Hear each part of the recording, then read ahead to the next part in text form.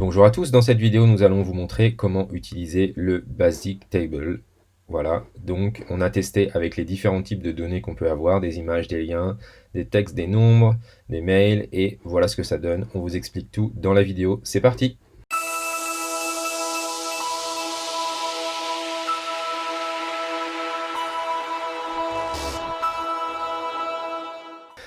Alors c'est parti, on y va. Alors pour commencer, j'ai créé dans mon sheet différentes colonnes avec les différents types de données qu'on pourrait avoir, ce qui va nous permettre de tester un petit peu tout ça. Des images, des liens, des vidéos, des textes, etc., etc. Ensuite, je me retrouve sur mon layout, ici à gauche, et je vais ajouter un Basic Table. Donc là, par défaut, à droite, nous avons un titre que nous pouvons mettre. Donc Basic Table. Voilà. Et nous avons un pied, c'est-à-dire c'est ce qui se rajoutera à la fin. Donc là, j'ai créé voilà, un petit texte, une petite case. Voilà, ceci est un tableau. Donc on a le titre en haut et un petit message à mettre éventuellement en bas du tableau. Par défaut, il m'a pris la première colonne. Voilà, on va toutes les ajouter, comme ça on va voir. Donc là, quand on est sur une colonne, donc on peut changer le titre. Voilà, par exemple. Donc ça, on pourra le modifier. Par défaut, il prend ce qu'il y a ici, dans la première ligne. Mais après, on peut les modifier. Donc l'image, voilà ce que ça donne, une petite image en réduction, mais on ne peut pas cliquer dessus. Voilà, c'est juste une image fixe comme ça. Ensuite, si je vais dans la deuxième, donc là, c'était une vidéo qui est en lien sur Dropbox. Mais là, du coup, ce qu'il nous met, c'est juste un lien. Donc du coup, si je clique, eh bien, il va m'ouvrir Dropbox et ma vidéo. Voilà, mais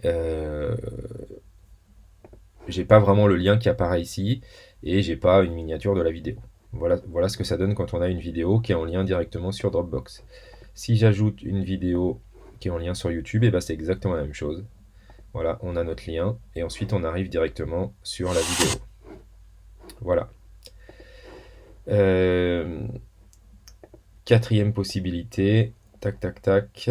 Donc on va mettre un texte. Donc on a mis un texte très long justement, pour voir un petit peu ce que ça donnait.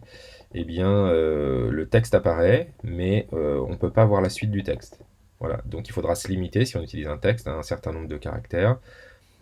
Ensuite, après texte, on a les nombres. Donc là, c'est pareil, c'est le même principe.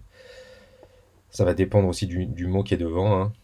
Si là, par exemple, sur texte, je mets texte plus long,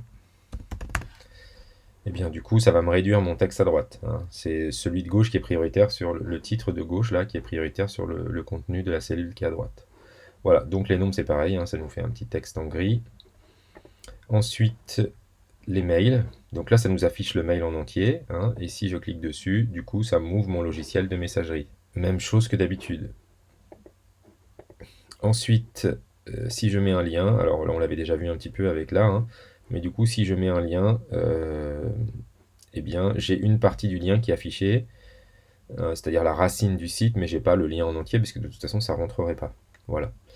Voilà, nous avons vu toutes les fonctionnalités du Basic Table. Bon courage à vous! Merci à tous d'avoir suivi ce tutoriel vidéo. N'hésitez pas à vous abonner pour ne rien manquer de la chaîne Test Matos.